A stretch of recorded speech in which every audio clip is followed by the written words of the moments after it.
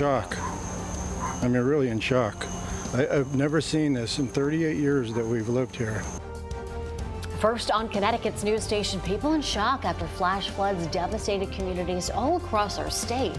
The governor declaring a state of emergency. Make sure we get to the front of the line. Make sure that front of the line means we get every resource we can. Part of that is documenting damage done. More on the state's plan to get the Naugatuck Valley back up and on its feet. Plus, what you can do to save yourself from falling to home repair scammers. Fox 61's live team coverage starts right now. All local, all morning. This is Fox 61, Connecticut's news station.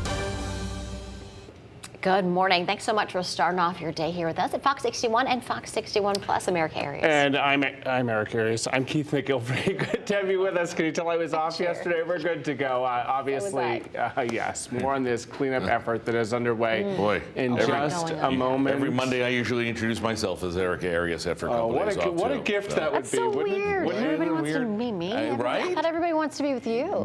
No, nobody wants to be with me or anything like that. Oh, slip of the tongue. It feels like a Monday. Can we restart the show? All right, good morning. Nice to have you along. We are really, we're a little lighter today because we're kind of breathing a sigh of relief. The last of the weather for now is done. The cleanup can absolutely continue with really nothing to worry about. Last of the raindrops leaving this morning, plunging dew points, and that means it's comfortable. We'll rebound the temperatures over the next couple of days. I mentioned the last of the rain. There it is on the eastern side of the state. Along the 395 corridor, we'll take you down into New London County from Griswold down over into Ledyard, Casino Country. Norwich Town starting to get a little lighter there. So nothing serious, but again, we'd really like to be done with this already. 63 in Hartford, Groton as well, 65 in New Haven. You look at your dew points, there you go. Low to mid 50s. Much drier, much more comfortable, a taste of autumn in the forecast for today. 62 and cloudy now, but the sunshine's coming out. Temperatures only getting into the low to mid 70s at best. How long is that going to last? Is there any rain coming back? We'll have that answer coming up in a few minutes. If it weren't for Symphony Privet bringing up the class and the quality of this broadcast, we'd all just shut it down right now. So good morning and thank you for saving us. Wow, I like that little razzle dazzle. Thanks, Matt. Let's get you up to speed with what's happening out on the roads. We are still seeing quite a few closures due to that big system that came in, leaving behind some catastrophic flooding in western Connecticut. We'll break down some of them for you throughout the morning. First up in Monroe, Route 34 closed from Holly Road to Route 111 at the Monroe Turnpike due to flooding in that area. Also in the same area, not too far from there, Route 34 blocked between Argonter and Route 188 at Squantic Road right now. Again, a lot of communities dealing with washed out roads this morning, and we have crews giving you a look at that live at the scene this morning. But I'll continue to break down what we are checking out right now. Live look in Hartford as we check out the Hartford Tunnel. Looks like the volume is picking up a little bit in the 6 o'clock hour, but things are moving smoothly and your drive times are looking good. No major delays on 91, 84 or Route 2 out in the Glastonbury area. Your next update coming up at 6:30. All right, Someday, thanks.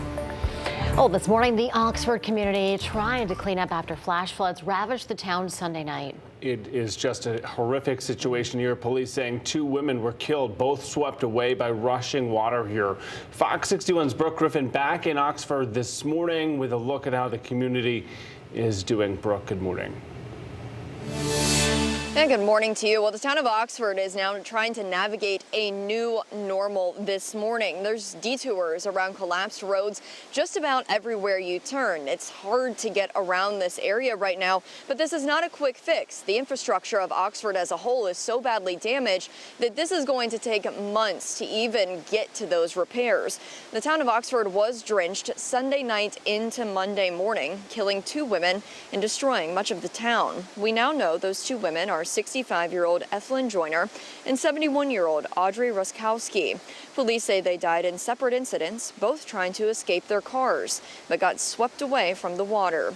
Several portions of main roads, including Route 67 and 34, are also closed today after large chunks of the road washed away in multiple spots. The repair for many of those spots will be extensive, and in some cases, the section could be closed for months. One thing to note, Route 67 is the main road through the town of Oxford. Several local businesses are pretty cut off from the rest of that community at this time. We also saw a lot of damage in various buildings. The water rushed inside several restaurants. The Oxford Police Department had a lot of water damages, and some offices saw flooding too. In some cases, the parking lots were ripped apart like paper as the force of the water came through. One man says he has no idea where to even begin when it comes to dealing with this kind of damage. Destruction. And at my street, there's no road down below, took houses away. Up above, took a lot of stuff away. On this side of the street, as you can see, there's nothing here. You can't even go on 34. Everything's shut down here in Oxford. And the Oxford Booster Club is currently selling Oxford Strong t-shirts, and all of the funds from those sales are going to go to the firefighters here in this town. They are all volunteers. They're not getting paid for all of this work and all of this time that they've put in over the past few days, and I'm sure will continue today. The group saying they just want to help them out. We have a link for that up on our Fox61.com page. Live in Oxford, Brooke Griffin, Fox 61, Connecticut's news station. Brooke, quickly, could you just give us a feel for the immediate damage right there behind you where you are? What are you seeing?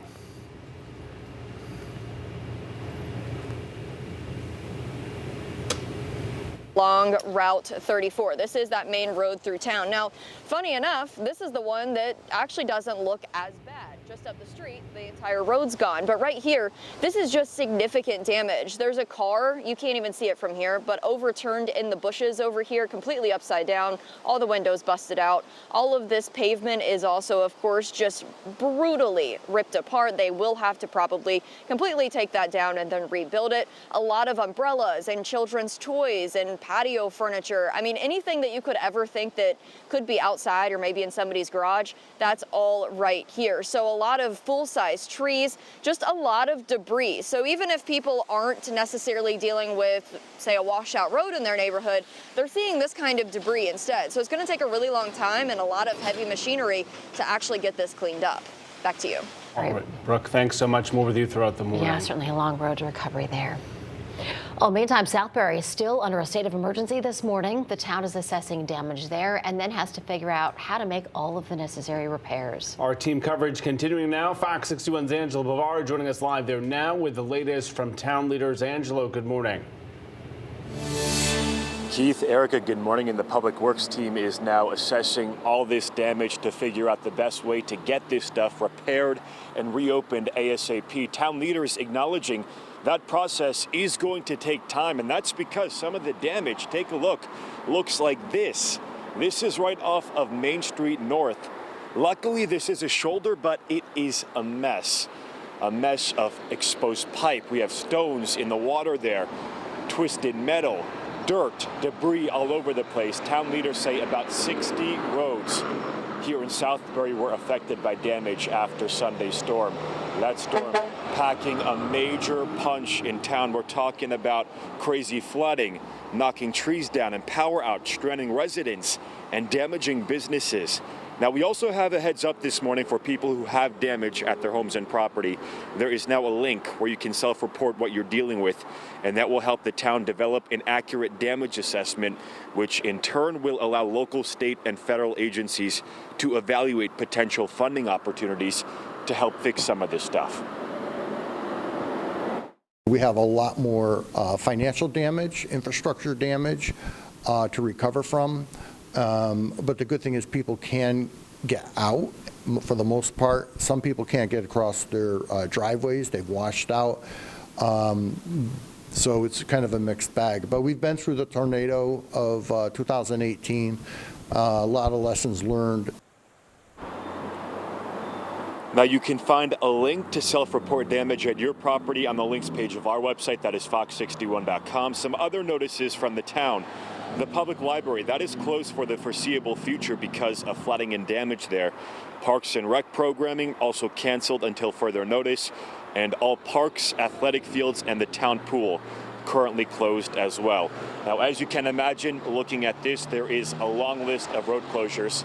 still in effect this morning. But something else to be mindful of, some of these roads have partial obstructions, so you want to be extra careful behind the wheel. The town has been doing a great job getting those lists of road closures updated on their Facebook page. That is a great resource to have. You can also find more information on that Facebook page about how to self-report the damage at your property. We're live in Southbury this morning. I'm Angelo Bavaro, Fox 61, Connecticut's news station.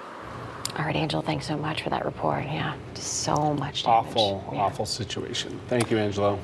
And with all the damage, a lot of homeowners are going to be searching for contractors to help them clean up and rebuild.